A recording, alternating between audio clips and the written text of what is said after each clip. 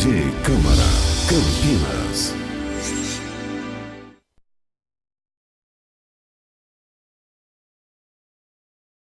Meu boa tarde a todos aqui presentes, a TV Câmara. Estamos dando início à terceira reunião da Comissão Permanente da Mulher, no dia 18 de abril de 2016. Como palestrante, temos Eudimar Bortolotto. Tema: Autismo, como identificar os primeiros sinais. Depois o currículo ela mesma passa. Eu quero também estar convidando já aqui à mesa o vereador Carlão, do PT. Quero já convidar a palestrante Edilamar Bortolotto.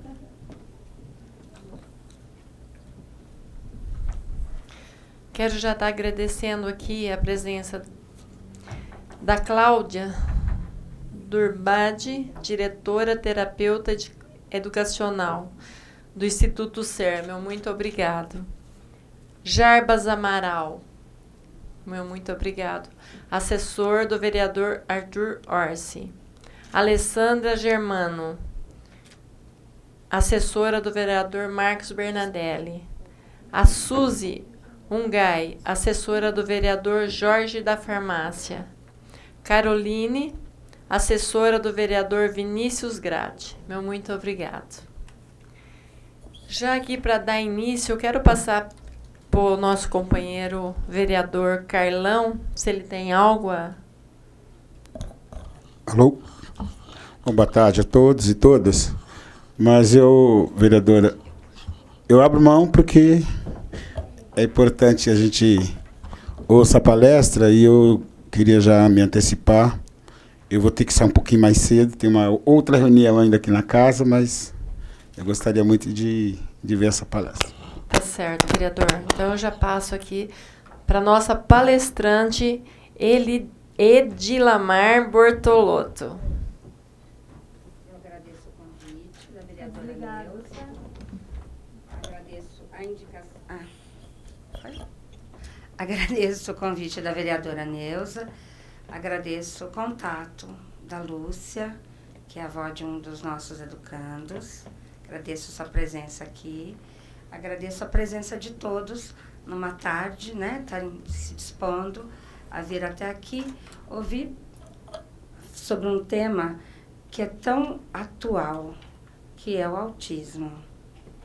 Nós estamos no mês de conscientização do autismo, que a gente chama de o mês Abril Azul. Azul porque a maior incidência de autismo acomete os meninos. Então, por isso que o azul representa o autismo.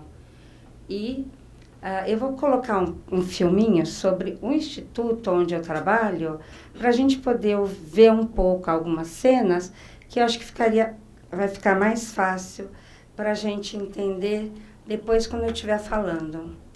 Então, a gente vai falar sobre os primeiros sinais de autismo, mas não só os primeiros sinais. O que eu vou fazer com isso, né? Eu tenho alguns sinais.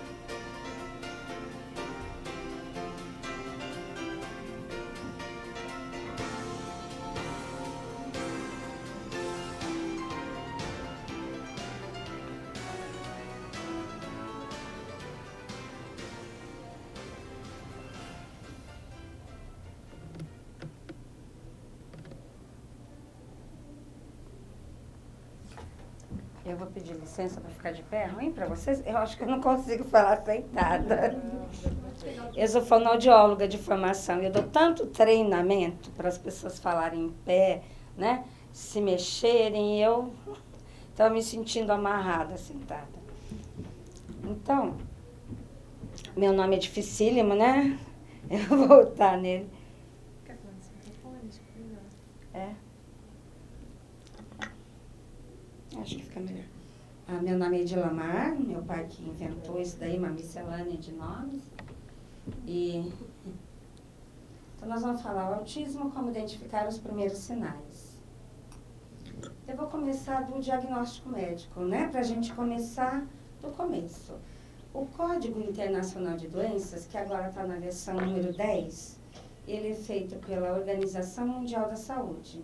Então, esse CID-10, toda doença tem que ter um código, para que as pessoas tenham o benefício do convênio, para que as pessoas tenham um diagnóstico, para que as pessoas possam ter os remédios e direitos. Então, todas as doenças, e isso vai sendo atualizado, elas têm um código. O Código Internacional das Doenças, na versão 2011, coloca o autismo infantil dentro dos transtornos do desenvolvimento psicológico, dentro de uma subcategoria que se chama transtornos invasivos do desenvolvimento. Porque o autismo vai aparecer no começo da constituição da criança. Então, desde o começo, logo ao nascer, ela já vai ter alguns sintomas, ela vai ter alguns indícios, algumas características que vão afetar todas as suas áreas do desenvolvimento. Então, esse autismo infantil é um transtorno invasivo do desenvolvimento, definido pela presença de desenvolvimento anormal e ou comprometido, que se manifesta antes da idade de 3 anos, bem precocemente. E a gente vai ter um funcionamento anormal em 3 áreas. Na interação social, ela vai estar afetada, na comunicação e no comportamento restrito e repetitivo. Então, essas 3 áreas para o CID-10 vão estar afetadas. O transtorno ocorre em garotos de 3 ou 4 vezes mais frequentemente que em meninas. Por isso que eu falei do abril azul, e a gente sempre usa azul para estar falando de autismo. Eu acabei de fazer um livro, né, sobre a síndrome de X frágil e linguagem. Eu vou usar a síndrome de X frágil, ela afeta os meninos, porque as meninas, nos cromossomos, elas têm 2 cromossomos X, que elas herdam um cromossomo X da mãe e um cromossomo X do pai. As meninas recebem 2 cromossomos. Os meninos não, recebem um cromossomo X apenas e um cromossomo Y do pai. Então, quando esse cromossomo tem uma quebra, ele tem uma má formação, os meninos vão apresentar a síndrome de X frágil. Então, isso acontece também em outras síndromes genéticas. Então, o número de meninos afetados pelo autismo é muito maior do que de meninas afetadas pelo autismo. Porque as meninas têm uma proteção genética um pouco maior. Muitas vezes as meninas são portadoras e poderão ter filhos com autismo, mas elas podem não manifestar. E quando manifestam, elas manifestam um grau muito mais leve de autismo do que os meninos. Um outro manual diagnóstico e estatístico de transtornos mentais é o DSM-5. Ele é só sobre saúde mental e ele é feito pela Associação Psiquiátrica Americana. Então, ele esmiuça todos os transtornos mentais, e eu brinco que a gente sempre acha um diagnóstico para a gente ali, ou um transtorno de ansiedade, ou um transtorno de humor, né? Porque ele coloca uma série de diagnósticos que a gente até se encaixa neles. E o DSM-5, que é a última versão, que é de 2014, ela coloca o autismo dentro dos transtornos do neurodesenvolvimento, numa subcategoria de transtorno do espectro autista.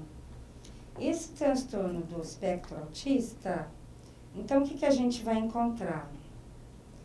Déficits persistentes na comunicação social, na interação social em múltiplos contextos. Então, não é uma criança que vai mal na escola, é uma criança que tem dificuldade na escola, no clube, na igreja, na família. Então, em múltiplos contextos, ela vai ter dificuldade. E essa criança vai ter padrões restritos e repetitivos de comportamento, interesses ou atividades, conforme manifestado por pelo menos 2 desses seguintes itens. Movimentos motores. Bem aquele autista clássico que a gente vê nos filmes, que apresentam movimentos repetitivos e estereotipados, né? Normalmente, aí a gente fala, essa criança é autista, né? Porque ele tem aqueles movimentos que se repetem. Ou a criança pode ter insistência nas mesmas coisas. Ela tem uma rotina, ela precisa comer a mesma coisa, ela precisa fazer a mesma coisa, ou vestir o mesmo sapato velho, né? Então, para trocar o sapato, para trocar a camiseta, para trocar alguma coisa da rotina é muito difícil. Essas crianças podem ter interesses fixos e restritos. Então, ele pode adorar helicópteros, ou ele pode adorar ventiladores. E ele vai falar sempre sobre aquilo. Esses temas fixos e restritos podem mudar com o tempo. E é o que a gente tem como objetivo, que eles se desloquem. Mas a criança gosta muito de alguma coisa. Um tema, né, que se repete, e mesmo que não se esteja falando daquilo, ela vai falar sobre o ventilador. Essa criança pode também ter uma hiper ou uma hiporreatividade a estímulos sensoriais e interesse em comum. Então, uma criança que tem uma hiperreatividade, ela pode ouvir o apito do trem que está a 10 quilômetros de distância. A gente tem uma mãe que fala, ele falava para mim, mamãe, o trem. E ela não estava ouvindo nada ainda. Depois de um tempo, depois de alguns minutos, o trem passava perto da casa dela. E essas crianças muitas vezes têm um incômodo muito grande, eles tampam, né, o ouvido pelo incômodo. Ou uma hiporreatividade. Eu sempre dou o exemplo de uma menina que foi 10 vezes na montanha-russa. Eu falo que depois de 10 vezes eu não ia saber nem sair do carrinho da montanha-russa. E ela só parou de ir porque o parque fechou. Porque para ela aquele estímulo não chega, né? Então, ela não reage. Então, você tem que fazer um movimento maior, uma festa maior, um barulho maior. Então, você tem que conhecer a criança. Se é uma criança sensível ao ruído ou uma criança que precisa de muito para ela reagir. Interesse em comum. Então, você dá um brinquedo para ela, um carrinho, e ela pode brincar com a rodinha horas, mas ela não vai brincar com o carrinho. Ou uma criança que ganha um brinquedo e ela pega a caixa do brinquedo. Então, ela vai se focar em pedaços do brinquedo, mas não no brinquedo como a gente brincaria, de uma forma geral. Esses sintomas também estão falados dentro do DSM-5, são precoces, com prejuízo significativo. Então, ele confirma aquilo que o CID-10 fala. Né? Então, os dois colocam esse prejuízo amplo, né, que a criança tem. E os pais e esse diagnóstico médico, o que os pais podem fazer, né? O que os professores, né, podem fazer com esse diagnóstico? A gente tem uma criança que a gente imaginou, só que a criança nunca é aquilo que a gente imaginou, né? Quando ela nasce, você imagina que ela vai ter os olhos verdes do avô, ou que ela vai ter o cabelo castanho da avó. E essa criança pode nascer morena, ela pode nascer loira. A criança real, ela é sempre diferente da criança que se imaginou. E uma criança com dificuldades, ela é muito mais diferente do que os pais imaginaram. Então, a gente vai ter que juntar essa criança imaginada com essa criança real que eu tenho aí. E qualquer criança que é real é diferente do que eu imaginei. Né? O que acontece frente ao diagnóstico médico? Existe uma desautorização dos pais até de alimentar a criança. Uma criança que tem uma fissura palatina, você não pode dar comida para ela, né? Uma criança que tem... Então, os pais são muitas vezes desautorizados a cuidar dos seus filhos, né? Você não pode alimentar ele, você não pode sentar ele assim, você não pode deixar ele cruzar a perna. Então, o técnico começa a saber mais sobre a criança do que os pais poderiam saber, né? Então, o que eu coloquei aí, os pais são destituídos do seu papel pelos discursos da área de saúde. E aí eu coloco um contraponto, os pais são os especialistas. Eles são as pessoas que mais conhecem aquela criança. E eles têm que ser respeitados dentro do seu conhecimento. E a gente vai junto construir o nosso conhecimento. O conhecimento da área de saúde e o conhecimento da área, né, paterna e materna, que estão aí todo dia, 24 horas por dia com essa criança. O Instituto Ser, então, ele vai buscar vários métodos de atuação. A gente foi sempre buscando coisas novas.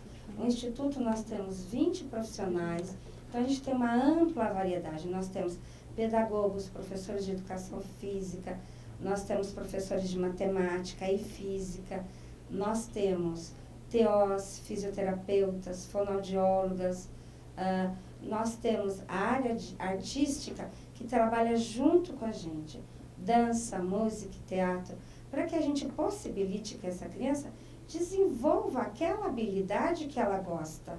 Então, ela gosta de jogar basquete, nós temos o professor. Ela gosta de ir para o teatro, nós temos as nossas montagens de teatro. E dentro dessa visão de trabalhar o sujeito como um todo, nós fomos em busca da clínica psicomotriz, que foi trazida pelo Brasil por um argentino, o professor Esteban Levin. Ele é psicanalista, psicólogo, professor de educação física e psicomotricista. Então, através desse corpo dessa criança, ele começou a trabalhar esse sujeito como um todo, né? Não adianta trabalhar só a mão que está com dificuldade motora. Não adianta trabalhar só a perna que tem uma dificuldade motora.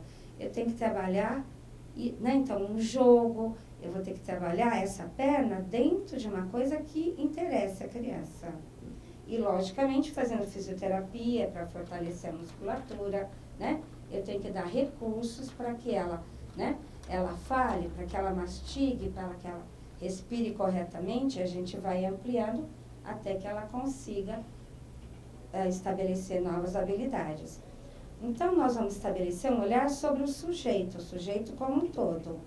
E nós vamos, então, ter uma clínica centrada em um sujeito desejante e não mais uma terapêutica fundamentada em objetivos e técnicas.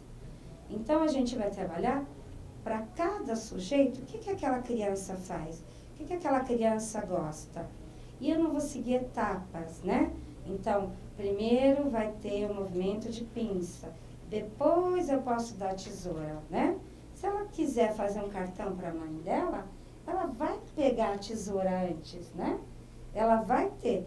Eu sempre falo que a ordem de aquisição de linguagem é P, o B e o M, e o F e o V ficam depois. Mas toda criança que tem uma avó, ela pula essa etapa e ela vai falar o V antes de outros sons. Pelo interesse, né? Pelo emocional, né? Por querer chamar a avó também, né? Então, dentro dessa clínica psicomotriz, é sempre possível achar uma singularidade na atitude ou na fala. Então, a gente vai buscar encontrar nessa singularidade um sujeito que se coloca com seu sofrimento, sua angústia e seu desejo, sempre buscando estabelecer um vínculo com esse sujeito. Como eu falei, um fala sobre ventilador, e a gente faz pesquisa sobre o ventilador, e aí eu vou saindo desse assunto. O outro gosta muito de falar de tênis, futebol, então a gente vai valorizando o que cada um tem, o que cada um gosta de fazer e ampliando isso para outras áreas, né? Sempre reconhecendo que mesmo uma criança que só fale ba, tem alguma coisa ali, né? Uma criança que faz um prolongado, tem algum sentido aí. Por que ela faz o A e não o I? Por que ela faz bi, bi, bi e não um outro som? Tem algo que chamou a atenção da criança. Tem algo emocional que cada criança vai se fixar alguma coisa. E isso me diz sobre essa criança. Então, quando eu vou fazer uma avaliação, quando eu tenho uma criança, isso com os pais, com qualquer pessoa, eu vou ver o que ele faz e não o que ele não faz. Porque a criança chega, ela não consegue cortar, ela não fala o fonema F, ela não faz isso. E normalmente a avaliação é assim, né? A gente coloca tudo, ele não apresenta o R e o L. Eu sou fono, a gente faz, né? Não apresenta grupos consonantais como R e L. Então a gente vai marcar o que não faz, né? Agora, o que a gente está buscando? O que ele faz. Então, ele gosta de pipa, ele gosta de basquete, ele gosta de computador, ele gosta de pintar, ele gosta de algumas coisas que a gente vai focar naquilo que ele gosta para eu começar a trabalhar com ele, não o que ele não faz. A gente sempre vai buscar antecipar um sujeito, então, como qualquer mãe faz, só que frente ao diagnóstico, muitas vezes as mães se esquecem disso. Então, o bebê nasce, a mãe fala, ai, você adorou a roupinha nova. O bebê tem 2 dias. Você gostou dessa roupa que a vovó deu para você? A gente fala para a criança como se ela tivesse uma compreensão. E isso vai se ampliando, né? Sempre a mãe antecipa esse sujeito, né? Esse bebê que nem sabe se ele está de roupa, né? Então, a mãe antecipa esse sujeito que vai se constituindo. E a gente também vai antecipar um falante. Então, a gente tem muitas vezes uma criança que... Eu tinha uma criança que a mãe falava, ele fala inglês. Eu falava, não, ele não fala inglês, olha aí a palavrinha. Ele falou bibi, olha aí. Olha, ele falou tchau. Ele falou oi. Né? Então, eu fui escrevendo na avaliação tudo aquilo que aquela criança falava e mostrando para a mãe. Porque se eu falo, a Cláudia fala inglês, eu não vou, né? Eu não vou nem entender o que a Cláudia está falando, eu não vou me esforçar. E se eu nego que ela está falando a minha língua, ela não vai buscar falar a minha língua. Então, eu tenho que reconhecer que a criança falou, você quer ir na vovó, né? E eu vou dando sentido, como qualquer criança aprende a falar, né? A gente segue a linha da Unicamp de aquisição de linguagem, que é fundada pela Cláudia Lemos. E como que a gente aprende a falar? A criança, você fala, vamos na casa da vovó? E a criança fala, vovó? E você responde, isso na casa da vovó que a gente vai ver uau, uau. Uau? Ela não repete o que eu estou falando? Toda criança faz isso. E quando a gente está frente a uma criança com diagnóstico, aí ele só repete o que eu falo. Ele tem uma ecolalia, ele tem uma estereotipia. Não, ele está aprendendo a falar como qualquer criança, recortando a minha fala. E quem está inserida dentro da linguagem sou eu, né? Vocês todos que estão aqui estão inseridos na linguagem. E nós vamos ter que transmitir essa linguagem para essa criança. Dessa forma, natural. A gente só aprende a falar falando. A gente só fica inserido dentro da linguagem estando na linguagem, nesse mundo de linguagem. Mesmo que a criança não fale, ela tem que estar inserida na linguagem. Ela vai entender as regras, ela vai entender o mundo e ela está inserida na linguagem. A clínica psicomotriz, então, como a gente trabalha, nós vamos buscar alguns padrões cênicos. E aí está o título inicial da palestra. Quais são esses primeiros sinais que eu vou buscar numa criança? O olhar, o toque, a voz, os movimentos, gestos, o não e a dor, a cena de ficção, brincar e ser curioso. Eu vou falar de cada um deles, tá? O olhar. O olhar é o primeiro diálogo gestual e abrangente entre a mãe e o bebê. O bebê se reconhece na mãe, né? Ele olha para a mãe e quando a mãe vai embora, o mundo dele desmorona, né? Porque ele está ali apoiado naquele olhar da mãe. Muitas vezes, a criança com dificuldades, ela não consegue devolver esse olhar. E existem pesquisas que as mães desistem dos bebês que não devolvem o olhar antes dos 6 meses. Em torno de 3 meses, as mães param de estimular a criança. Porque é muito triste, uma mãe olha e a criança não olha. Isso todo dia, 30 dias, 60 dias, 90 dias, a mãe começa a achar que ela não está se vinculando à criança. E muitas vezes é a criança que tem uma dificuldade. Então a gente vai buscar a presença ou não desses jogos de olhares.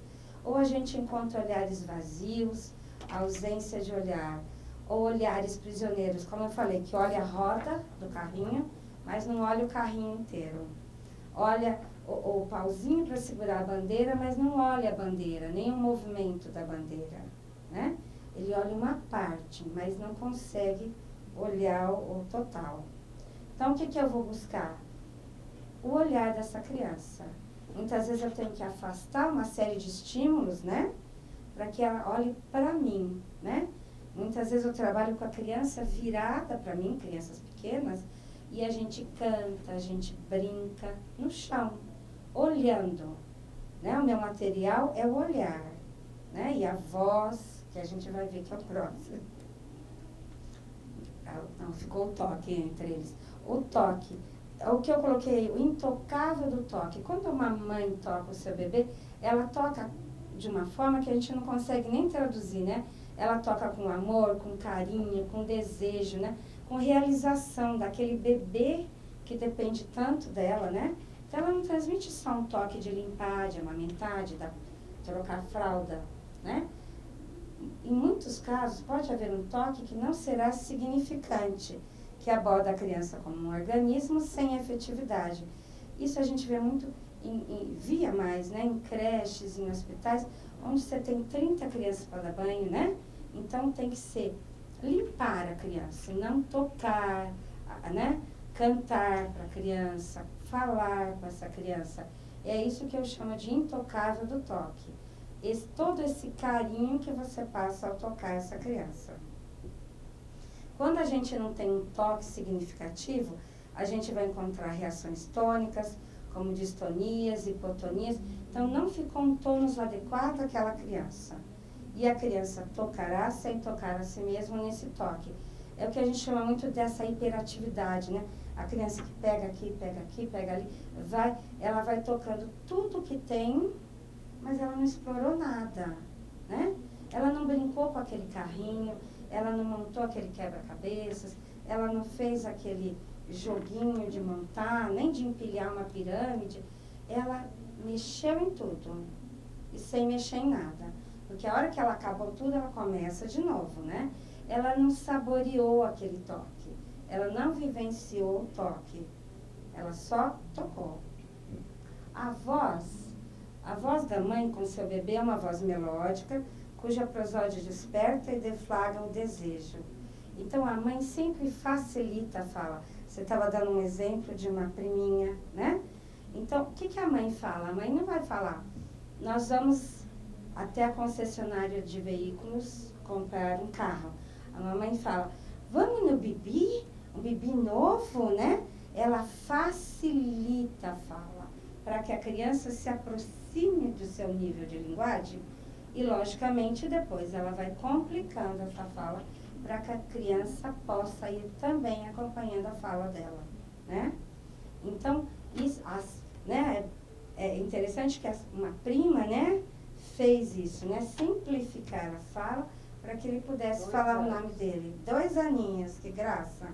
Que é o que a gente chama de manhês. A mãe facilita. O bebê da mamãe, ela fala uma língua que a criança nova, né? Ela não vai usar bre, sons mais difíceis, né? Ela vai facilitar os fonemas para que a criança compreenda. Isso todas as mães fazem, do mundo todo. É interessante, né? Ao falhar essa voz de encontro, em seu lugar aparecem os gritos, esses sons inarticulados, as ecolalias, as falas estereotipadas, a gagueira e o mutismo. Então, muitas vezes a criança se recolhe, né, por não ser respeitada como um falante, porque ela fala. Eu muitas vezes falo, eu não entendi. Você fala de novo para mim, né? E aí a criança vai tentando, os adultos vão tentando. Porque a pior coisa é falar, né? Ele fala, o meu cachorro morreu. Você fala, que legal, né? Você não entendeu o que ele falou? Nossa, que legal! E ele acabou de te falar uma coisa triste, né? Você faz um apagamento dele como falante. Ela não fala a mesma língua que eu, né? Estou contando uma coisa muito triste. Então, eu falo, eu não entendi. Você me desculpa, mas eu não entendi o que você falou. E aí eu pego uma palavra aqui, eu pego uma palavra ali, e a gente vai juntando. E eles não têm preguiça de repetir, eles falam, até que eu entenda. O que a gente tem? Esses movimentos, né, que eu falei repetitivos, estereotipados, sem dor ou cansaço. A criança faz 1 dia, 2 dias, 3 dias, faz 5 anos o mesmo movimento e não cansa. E se a gente ficar fazendo isso meia hora, meu braço vai doer, né? Porque essa criança ainda não incorporou esse corpo à imagem dela. É um movimento que não cansa. Então, o que eu vou fazer? Eu vou transformar esse movimento num gesto. Quando eu transformo um movimento repetitivo, estereotipado num gesto, ele vai passar a ter um significado. Então, eu vou montar um cenário e eles vão se colocar como um gesto. Eu vou simplificar isso com um exemplo. Então, a gente tem uma professora que um menino exatamente com esse movimento estereotipado. O que ela fez? Ela montou um castelo, não precisa ser um castelo de verdade, né? Você pega sucata, você pega pano, você pega carteiras. Ela montou um castelo e esse castelo tinha um sentinela que sinalizava, no caso de um risco para o castelo. Ele tinha que avisar, ele era o primeiro sentinela. Quando ele fizesse isso, ele estava avisando os guardas que o castelo corria um risco. E esses movimentos passam a ter significado e começam a diminuir. Porque na hora do lanche, o castelo não está sendo atacado. Ué, estão atacando o castelo agora? Né? Por que esse movimento apareceu? E esse movimento diminui, porque ele tem significado. Ele agora é um gesto. E ele diz alguma coisa. Né? E a criança é valorizada com o seu movimento. O não e a dor, né? O não, o gesto negativo, não é de afirmação de si mesmo. Olha, o não, o gesto negativo é de afirmação de si mesmo.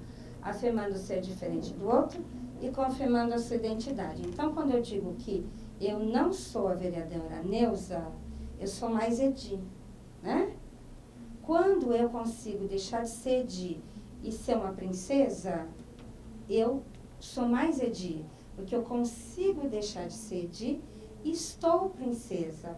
Ou eu consigo deixar de ser Edi e ser a bruxa da Branca de Neve. Quando eu consigo ocupar outros papéis, eu me reafirmo como minha imagem. Porque uma criança que não consegue negar-se para se afirmar, não brinca de ser outra coisa. E é interessante que eles nunca conseguem, quando eles brincam de ser outra coisa, eles nunca são os bandidos, eles nunca são os assaltantes. A gente fez uma vez uma brincadeira, ninguém queria ser o assaltante, ninguém queria ser o bandido. Todo mundo queria ser o mocinho, o Homem-Aranha, o super-herói, o Ben 10, porque eles não conseguem deixar de ter aquela imagem deles. Porque ela ainda é muito frágil para eles deixarem de ser eles para ser um outro personagem. Ainda mais um personagem que eles têm uma, né, reconhecem que tem alguma conotação negativa. E o que vai aparecer? A ausência de medo, de ciúme, de dor, do risco e do perigo, né? A criança que não tem esse não, ela não vai ter essa sensação de medo, a sensação de dor, que é muito complicado. Porque o que vão aparecer? Automutilação e estereotipia sem dor, né? Como eu falei da criança que faz muitas vezes, ou a criança que se morde e não sente dor. Quem que vai dar essa dor para ele? Eu, né? Nossa, tá doendo. Ai, tá sangrando. Pode sair sangue e ele não reage. Vai doer em mim. Eu vou ter que fazer essa noção de dor que ele não tem. Porque não essa dor é uma linguagem, né? Ela está dentro do conceito de linguagem. E ele, se ele não tiver inserido na linguagem, ele não vai aprender o conceito de dor. E aí a gente tem o último daqueles itens que estava, a cena de ficção, o brincar e ser curioso. É essencial ver se a criança entra na cena ficcional do brincar. E a gente vai ter que tomar muito cuidado com essa criança que não brinca, né? E é isso que todo mundo tem que fazer, não ser terapeuta do filho, não ser terapeuta, né? Ela vai brincar. E quando a gente brinca de coisas que a gente gosta de brincar, eu falo que os meus meninos brincam de panelinha, brincam de passar ferro, porque eu adoro isso, sempre brinquei disso. Mas eu também, se a criança me traz uma bola, eu vou brincar de fazer gol, eu vou brincar de fazer cestas. Eu brinquei muito tempo, está até citado no meu livro, uma brincadeira que as bolas pulavam de uma caixa e as bolas espirravam, fazendo atim. E foram as primeiras palavras que essa criança foi falando, né? Então eu tenho que ver o que a criança quer fazer, a brincadeira dele, a minha brincadeira, e juntos nós vamos construir uma terceira brincadeira, que não é nem a minha, nem a dele, que é a nossa brincadeira. Porque esse brincar constrói a criança. Então, uma criança que perde o cachorro, como eu falei, ou uma criança que, muito pior, perde um avô, ou que perde um familiar muito querido, ela vai, na brincadeira, falar disso, né? Ela vai falar. Então, eu tinha um ursinho que ficou meses enfaixado, porque o menino machucou o pé e o médico falou, ele não pode pular. Ele ficou pulando 24 horas. Ele ficou pulando 24 horas sem parar, porque ele tinha uma sensação diferente no pé e ele não sabia dizer o que era. Então, eu enfaixei o pé do ursinho, enfaixamos o pé da boneca e aí a gente fez ataduras, né? Então, dando essa noção de dor, dando essa noção de machucado e trabalhando o que é isso? Machucou. O urso não pode, vamos carregar o ursinho. O ursinho está com dodói. Então, essas coisas a gente vai aprendendo na brincadeira. A curiosidade infantil é uma busca inventiva e exploratória de um mistério que permanece desconhecido, desconhecimento fundador do saber infantil. O que é mais característico de criança? Curiosidade. A criança, você dá um tablet, um iPhone para ela, um celular, ela te ensina, daí 10 minutos, o que você vai fazer com o celular, né? Porque a criança não tem medo de pegar vírus, de travar o celular. Ela brinca, ela é curiosa. Ela aperta e vai descobrindo coisas novas. Então, o saber infantil vem exatamente dessa curiosidade infantil. E o que a gente está, né, falando de familiares, falando de escola, falando de amigos, falando de profissionais. O que a gente precisa? De uma rede, né? Porque essa rede é aquilo que vai assegurar para todo mundo. Se eu tenho um idoso em casa, eu preciso do médico, eu preciso muitas vezes de um acompanhante, eu preciso, né, da fisioterapeuta, eu preciso de uma série de profissionais para me ajudarem. Eu preciso dos outros familiares, eu preciso dos avós, eu preciso dos tios, eu preciso dos irmãos. Então, quando a gente trabalha dentro de uma terapia sistêmica, então a gente tem um sistema e todo esse sistema é afetado pelo nascimento de uma criança com dificuldades. Todo o sistema é afetado por uma pessoa que sofre um acidente grave e passa a ter uma tetraplegia. Todo o sistema é afetado. Então, quando a gente tem uma necessidade, a gente precisa ter uma rede para que a gente possa contar. E é por isso que lá no filme a gente mostrou. No Instituto a gente faz muitas coisas voltadas à família. A gente tem atendimentos familiares, onde não pode ir só uma pessoa da família. No mínimo tem que ir 2 pessoas da família. Porque a gente vai trabalhar o nosso sistema profissional, o sistema da escola, com o sistema da família, que é o sistema que trabalha com essa criança, né? E aí, com outros olhares, com outras opiniões, a gente vai melhorando o nosso sistema e ficando mais leve para os familiares, mais leve para os profissionais, porque quanto mais ajuda a gente tiver, mais nós podemos possibilitar novas opiniões, novos olhares para ajudar. Isso para todos os casos crônicos que a gente tem, né? Então, eu coloquei alguns exemplos aí. Se eu tenho uma criança que usa objetos dotados de movimento, lembra como eu falei, a roda do carrinho, objetos que giram, faz esse movimento repetitivo, o que eu poderia fazer com essa criança? Então, eu coloquei só um exemplo, reconhecendo no movimento um gesto significativo, que foi aquilo que a professora fez com a sentinela, né? Com o garoto sentinela. Então, eu mostro que aquele gesto tem um sentido. Você quer a tesoura? Você quer o lápis? Você está querendo ir no banheiro? Eu vou dando um significado, né? A criança não fala aua, aua, e a mamãe fala, você quer água, né? Isso é assim que a gente faz mesmo. Um outro exemplo que eu poderia dar, a criança que faz sempre a mesma coisa, que apresenta rituais fixos, apresenta uma fala ecolálica, então ela faz sempre a mesma coisa, fala sempre a mesma coisa. O que eu poderia fazer? Formar um vínculo a partir daquilo que essa criança faz. Eu converso. Ela quer falar sobre ventilador, a gente vai pesquisar ventiladores. Todo mundo tem ventilador em casa? Tem no quarto? Tem na cozinha? Como que é o modelo do ventilador? Que cor tem? Que preço tem? Ó, eu posso já ir para matemática, eu posso ir para shopping, né? Eu vou falando de outros temas a partir daquele tema que eu poderia dizer, eu não quero ouvir falar mais de ventilador, né? A gente vai ampliando. Eu vou entrar nesse ritual dela e desenvolver uma diferença. Então, ela falou do ventilador, a gente pode falar de lojas, a gente vai para lojas, posso ir para construção, posso falar de eletricista e vou mudando, né? Sempre ampliando, sempre colocando um ponto a mais naquilo. E o terceiro exemplo, uma criança que já faz uma série de atividades, mas sempre do mesmo jeito e sequência. A gente tem muito isso em autistas, né? Então, ele chega, ele tem que entrar pelo mesmo portão, ele tem que estar com a mesma mochila, o mesmo sapato, né? O mesmo lanche, e aí ele vai entrar, ele tem que passar, deixar naquele armário, e se aparece alguém entre ele e o armário? A criança se perde totalmente.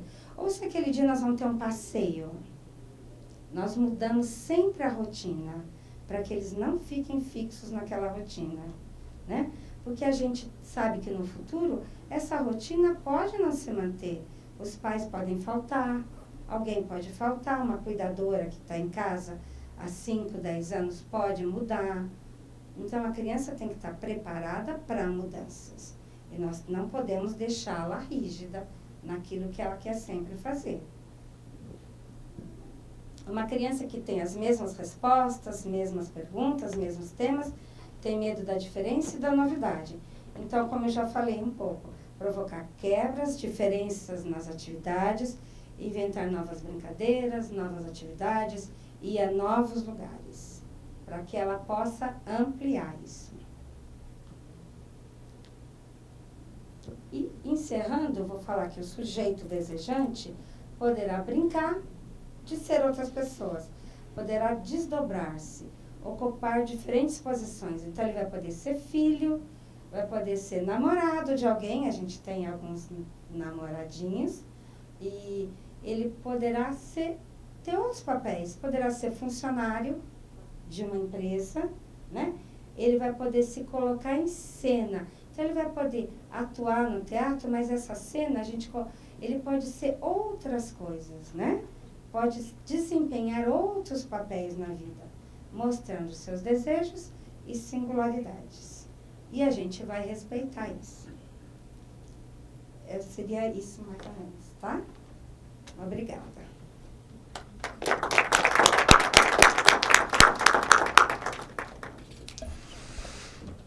Parabéns.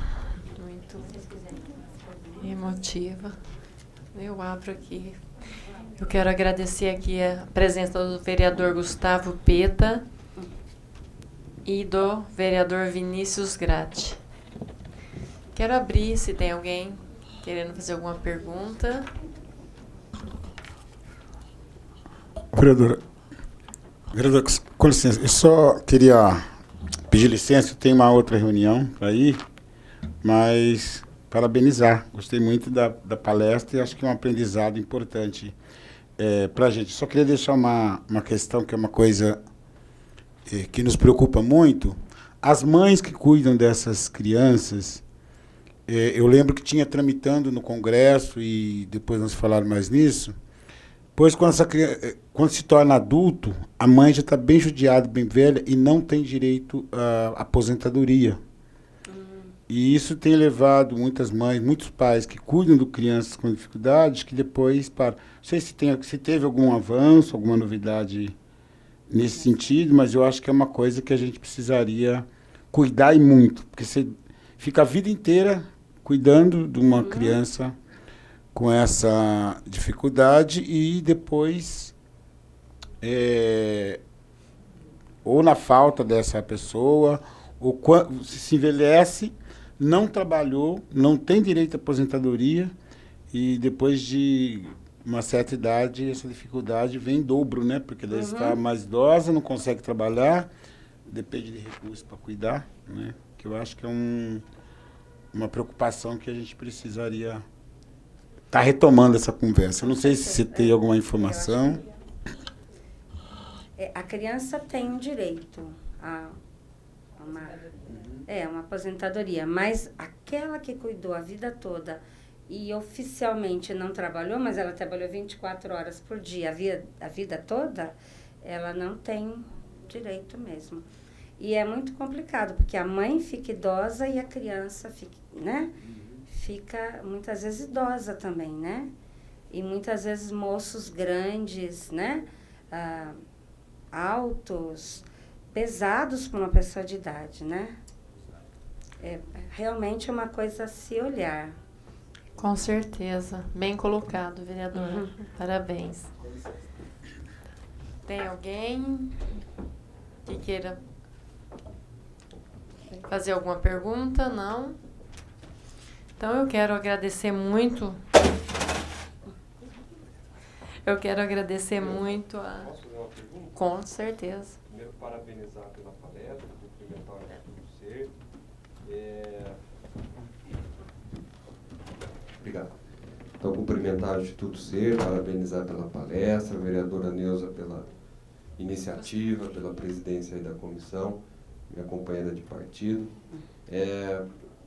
O tema da palestra foi os primeiros sinais a se detectar, né, o autismo, né? Aí, pelo que eu entendi, o pai e a mãe precisam estar sempre tentando se comunicar com a criança como qualquer outra criança normal, né? E demonstrando aí que a criança vai demonstrando sinais para poder daí o pai identificar, né? Então, eu queria entender só melhor uma coisa. A partir do momento que identificou, não é?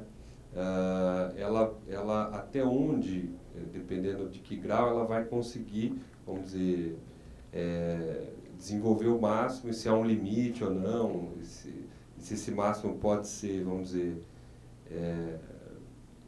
enfim, ultrapassado, né? Como é que funciona nesse caso? A gente tem que estar sempre atento a esses sinais, né? Principalmente do olhar, uma coisa que me chama muita atenção. Uma criança que tem a suspeita de autismo, eu fico sempre atenta ao olhar. Ele olha para mim ou ele olha para o objeto? Ele olha para mim ou ele olha para o meu relógio, né? Ele está olhando para a pessoa ou para algum objeto que está por perto. Então, tem um olhar para mim. Identificando, o diagnóstico é médico. É um diagnóstico clínico que vai ser feito pelo médico a partir do CID-10 e DSM-5, que são os critérios de diagnóstico médico. Uma vez diagnosticado, essa criança pode começar a ter um atendimento, ou mesmo, em alguns casos de suspeita, os pais já procuram os médicos ou a própria instituição.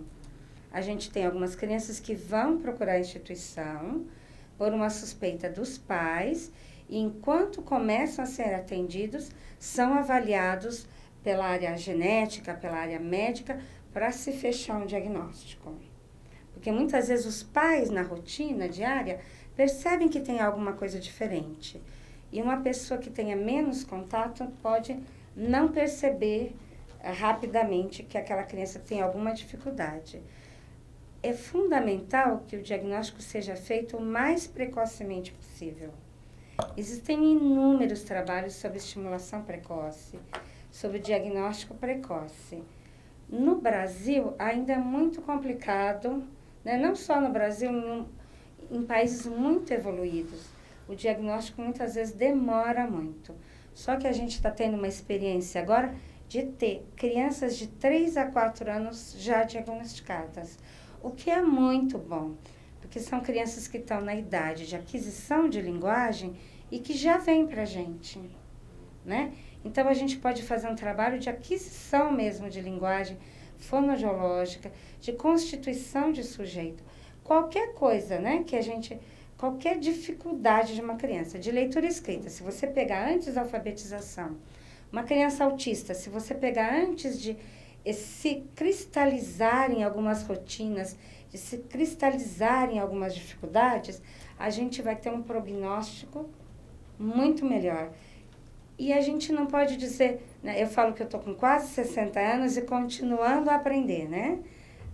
A gente vai aprender outros idiomas, a gente vai fazer outras faculdades, a gente vai fazer especializações, mestrados. Então, a gente não pode dizer que há um limite, porque a gente muitas vezes se depara com crianças que depois de 10 anos começam a falar, com crianças mais velhas que estão, né, no palco fazendo uma peça, que estão ampliando o seu leque, principalmente de habilidades sociais, né? Uma criança que começa a conseguir sentar numa mesa, consegue ir num restaurante, consegue ir a um shopping.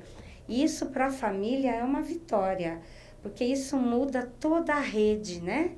A rede familiar se fortalece. Uma criança que está sempre em casa, que não pode ir a um shopping, que não pode ir a um restaurante, porque ela rouba a comida de todo mundo que está em volta. Uma criança que consegue sentar, aguardar o seu lanche, né? E comer é uma vitória, né? Que a gente não consegue avaliar para essa família. Eu posso dizer isso, vereador, porque o meu neto é autista e ele começou assim, e hoje ele já está há uns 3 anos com vocês, né? E a gente descobriu muito tarde, mas não consigo às vezes nem falar. Mas a gente viu uma melhora muito grande nele. Muito grande. Ele é o que ela falou, não consegue sentar numa mesa. Eu nem sei quantas xícaras, quantos pratos, quantas jarras de suco eu perdi na minha casa. Porque na hora que ele chegava, ele arrancava tudo. Hoje, ele tem 10 anos, o Iago, ele senta como um moço na mesa. Mas eu falei para elas que agora eu percebo isso nele, assim, pela atividade que ele tem na escola e a reação do remédio também, porque ele se tratava como um esquizofrênico e não era um esquizofrênico. Ele acabou prejudicando ele. Então ele está saindo de uma dose muito forte de remédio, que chama olozapina. Essa olozapina é um remédio extremamente forte, ele é para esquizofrenia mesmo. E hoje, antes deles entrarem na escola com eles, ele tomava em média de 4 comprimidos de olozapina, hoje ele toma meio comprimido à noite. Eu comentei com ela hoje. E isso daí fez ele melhorar o humor, melhorar a convivência com a gente. Aí a gente chega em casa, ele chega todos os domingos na minha casa, a gente faz maior festa, a gente põe mesa, a gente faz bolo, canta parabéns, e é isso que eles gostam, entendeu? Mas a gente ainda percebe que ele é um meninão, ele não é um mocinho, entendeu? Mas agora, meu marido que vai buscar ele na escola, e eu vejo ele assim, ele quer vir na frente do carro, ele quer ser um moço. Então eu percebo que é o autoestima da criança também, ele virou outro, mas isso é o comportamento do ser. Em quantos anos de tratamento? 3 anos. 3 anos só. Ele entrou no ser quando ele tinha 7, hoje ele tem 10. A Lúcia falou uma coisa muito importante, que a medicação, né? Eu não pus o médico naquela rede, foi uma falha minha mesmo. Eu pus os profissionais. Mas assim, quando eu tenho um desequilíbrio bioquímico, quando eu tenho uma necessidade de uma medicação, ela tem que ser muito bem estudada. A gente sabe que é difícil acertar a dosagem.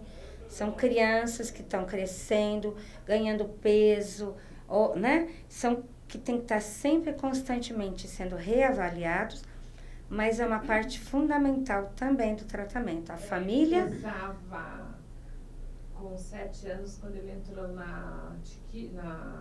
ser, ele pesava 26, quase 30 quilos. Ele era muito obeso, pelo tamanho, pela idade dele. Pela medicação que foi tirada, hoje ele tem um peso normal, magrinho. É mesmo. Entendeu? E outro comportamento legal que eu acho que teria que ser falado é o sono. O autista, difícil de dormir. Dorme menos. Ricardo, noite inteira acorda. Hoje o Iago dorme a noite inteira, mas não é fácil. Para chegar onde nós chegamos foi difícil. Eu acho assim, minha filha, ela... casou 18 anos. E de uma moça, ela virou uma mulher do dia para a noite. Ela tem uma garra, tá aí essas meninas que podem falar. Ela tem uma garra, ela morre de medo que vai acontecer qualquer coisa com ele. Ela acorda não sei quantas vezes na noite for possível, mas ela tá ali. Agora, o meu genro já ficou diferente. Ele já sofreu mais. Já falei para elas que ele toma um remédio para depressão, ele tem 40 anos, mas ele é um depressivo medicamental. Se ele ficar 2 dias sem remédio, no outro dia ele está super mal. Porque foi difícil a aceitação. Ele ama de paixão o Iago, mas a gente percebe assim que quem agarra mesmo é a mãe. Como o nosso vereador falou, era merecido ser valorizada em termos de pagar um valor para elas, porque realmente ela tem mãe ali que fica no ser o dia inteiro esperando o filho sair, gente. É o dia inteiro, ela entra lá e só sai à tarde. Porque ela não pode ir embora, ela mora longe. São pessoas problemáticas, não é isso?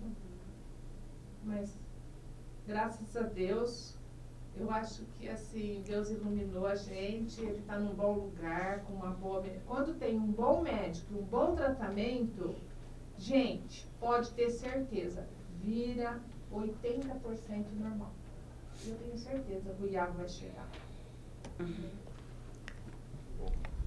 Com certeza, Lúcia. Vamos torcer muito por isso e parabenizar pela presença aqui da Cláudia Dubardi, diretora terapêutica educacional do Instituto Ser. Então, eu quero parabenizar o Instituto Ser e dizer, vamos valorizar muito isso, os vereadores aqui presentes, né? Quero passar já para o vereador Gustavo Peta, que também quer dar uma palavra. Não, é bem rápido. Eu queria realmente parabenizar você, presidente da Neuza, pela iniciativa, por trazer esse tema aqui a essa casa. Eu não peguei toda a palestra, mas peguei uma parte boa. Conheço o Instituto C, o trabalho, a seriedade, desde o momento que fui secretário do esporte em Campinas. A gente realizou algumas parcerias. E ouvindo assim vocês, eu lembrei de que no ano passado, meu filho tem 6 anos, completando 6 anos, no ano passado ele tinha 5, e um aluno da sala dele foi diagnosticado como autista a partir do olhar da professora. Os pais realmente não conseguiram identificar isso no dia a dia, às vezes até por alguma... eu acho que às vezes a pessoa não consegue enxergar, né? Não consegue, tem alguma dificuldade de perceber, né? E aí, por conta da indicação da professora, eles foram procurar apoio médico e acabaram identificando. E hoje, então, na sala dele, há todo um trabalho muito bem realizado para que não haja nenhum tipo de discriminação, exclusão, preconceito, e é muito bem feito. A professora fica atenta a isso a todo momento. E é algo muito interessante. Então, também esse papel da escola também é fundamental nesse sentido. Só fazer esse registro. Eu gostaria só de complementar uma coisa. A gente tem um tipo de autismo que a gente chama de autismo tardio.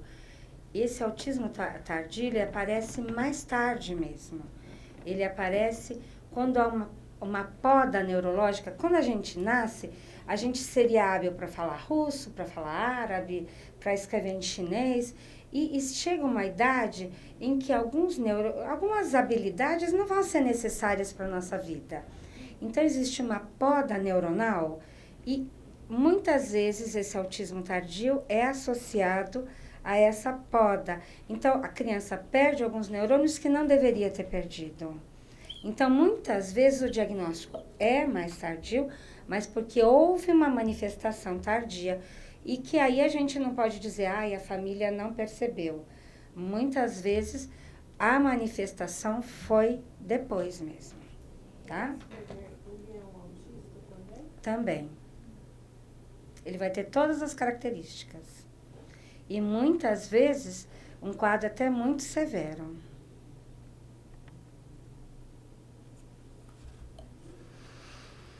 Mais alguém? Depois alguns podem até adquirir, vamos dizer, como ela falou, né, que ele vai evoluindo, né, em determinados comportamentos. Também acontece de alguns comportamentos ficarem até, vamos dizer, não sei se o termo é melhores ou mais apurados, que até com as pessoas que não têm autismo, né? Sim, a gente tem muitas crianças que são... O cara escreve um livro... Sim. A gente tem alguns quadros diagnosticados como autismo de alto funcionamento. E são pessoas que têm uma habilidade muito brilhante para a gente... saber a data. Você fala, eu casei dia 15 de fevereiro e ele fala domingo, né? Sem fazer nenhuma conta. Então, a gente tem, né? Eles normalmente têm alguma habilidade de pintura, de recorte, artística ou habilidade de fala, né? Que a gente sempre vai tentar desenvolver. E alguns, pontualmente, têm algumas habilidades que se destacam muito. Né? Então, eu quero... Isso daí foi, assim, uma lição para muitos e vai estar no ar. Muitos vai ter já uma consciência, né? Às vezes você está ali, não está vendo, mas já está um ensinamento já para a pessoa onde ela tem que focar. Como você falou, começa pelo olhar. E o vereador Gustavo Peta também focou nesse olhar com a professora, né? Com o amiguinho do filho. Então, como as horas estão se estendendo, eu quero agradecer a Cláudia, do Instituto Ser, meu muito obrigado. A Edilamar Bortolotto. Fala, Edi. Por favor, vereador. Edi. A fonoaudióloga do Instituto Ser também, que no Instituto Ser ela trabalha desde 1994. Então, parabéns. Eu acho que é mais muito do que tempo. isso ainda. É que eu esqueço. Agradecer a presença do Obrigada. vereador Carlão do PT, vereador Vinícius Gratti, vereador Gustavo Peta, assim como o assessor do vereador Arthur Orsi Jarbas Amaral, a assessora do vereador Marcos Bernadelli Alessandra Germano, a assessora do vereador Vinícius Gratti Caroline Ciota e a assessora do vereador Jorge da Farmácia Suzy Angay. Meu muito obrigado a todos, encerrando aqui mais esta reunião da comissão. TV Câmara Campinas.